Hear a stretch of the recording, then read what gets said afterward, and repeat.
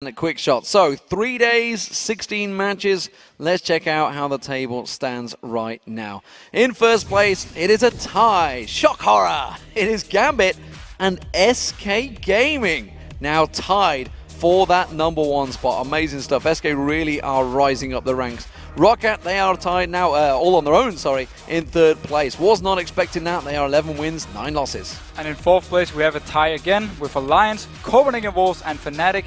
All three teams are 10 for 10, and Alliance, they went perfectly Super Week, winning 4 games. 7th place, we have Super Hot Crew, who we just saw playing, having 8 wins and 12 losses.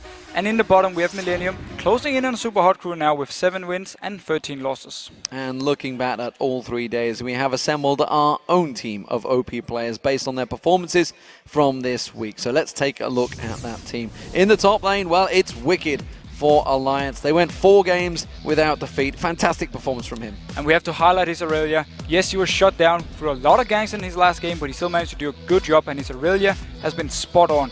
Also, his Trundle against Renekton in the very first day of the Super Week, where he built the triple Doran's, the first time we've seen it. He destroyed Renekton in lane after that. And next up in the jungle is Svenskeren. He's had 61% kill participation, not quite the 95% or whatever we just saw from Amazing, but it's still been a great performance over the Super Week. Yeah, being part of 61% of the kills over an entire week, that is amazing stuff from him. And Svenskeren, he really proved also that he's playing more junglers than just Pantheon. We've seen him both on Elise and Evelynn, and he's did a very nice job. In the mid lane, well, we're sticking with SK Gaming. It is Jezzas. He has played really well. 10 kills, 2 deaths, 10 assists on Lulu in those 2 games.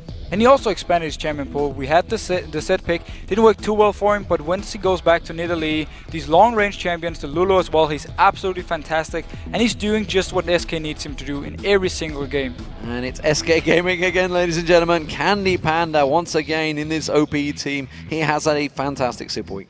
And he actually said he wasn't the carry for the team, but he just helped them push forward with picks, especially like Severe.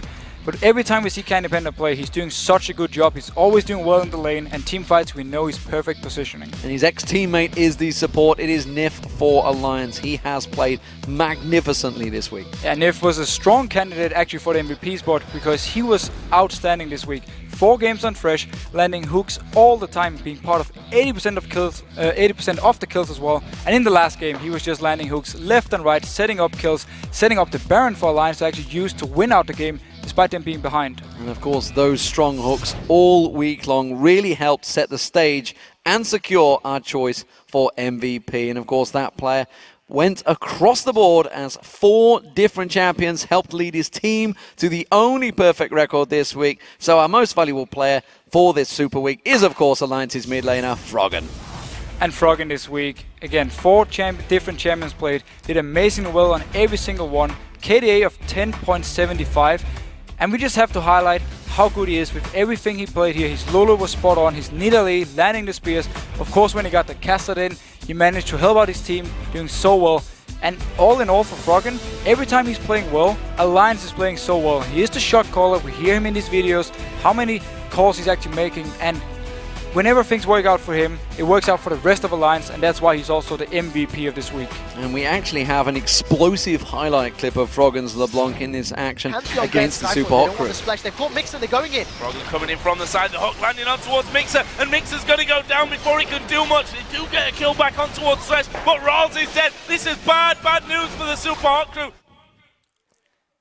And just fantastic stuff from him, really. I mean, he's played so well the whole week, and like, as he mentioned, across all 4 champions, he's had great KDA. Exactly, and just look in this team fight here, how he's choosing his target. Every single time he has the chance to get his combo going on someone, he jumps in, picks up the kill. Rest of Alliance then follows in with him and continues chasing there. So generally speaking, when you can play so many champions, when you have Karthus banned against you, every single time you just pick something else and you constantly pick up new things, it is so hard to prepare anything against Froggen. Well, there's a reason Overpowers reckoned Froggen was one of the top mechanical players, as is often said and often repeated by many of the European LCS players. On Friday, though, you can catch the North American LCS kicking off their Super Week with their own teams battling it out. It will be Evil Geniuses up against Cloud9. EG, well, they're struggling in that lead, and facing off against second place Cloud9 is going to be a tough one for them. But look at this game. It's a repeat performance. Can Shifter do it again? It's Coast facing off against Team Solo Mid. And then we have the red red hot Counter Logic Gaming against Dignitas, followed up by Curse against XDG, and then we ended the day with Coast, actually, not Curse, Coast against Dignitas. And those matches, they start on Friday at 9 p.m. Central European Time, 12 noon Pacific. And you'll be able to find more European LCS action coming your way in 2 weeks' time on Thursday, March 20th. We'll be beginning our day with Gambit facing off against Alliance, and then it's going to be the Super Hot Crew versus Millennium. Then we have Rocket taking on Fnatic, and of course then we have Copenhagen Wolves, who just won, taking on SK Gaming, who are on a streak themselves. And again, that is all happening on Thursday, March 20th, so a few weeks away now. Well, 2 weeks are overall, I suppose. We're on the 6th or 7th, I'm not sure where we are these days. And that's going to be all beginning at 7 p.m. Central European Time. That is 11 a.m. Pacific. And that is because next week, well, it's the Intel Extreme Masters World Championships. That's going to be in Katowice, Poland, and we will be seeing 8 top teams from around the world facing off. In Group A, we're going to be seeing Invictus Gaming coming over from China, along with KT Rolls the Bullets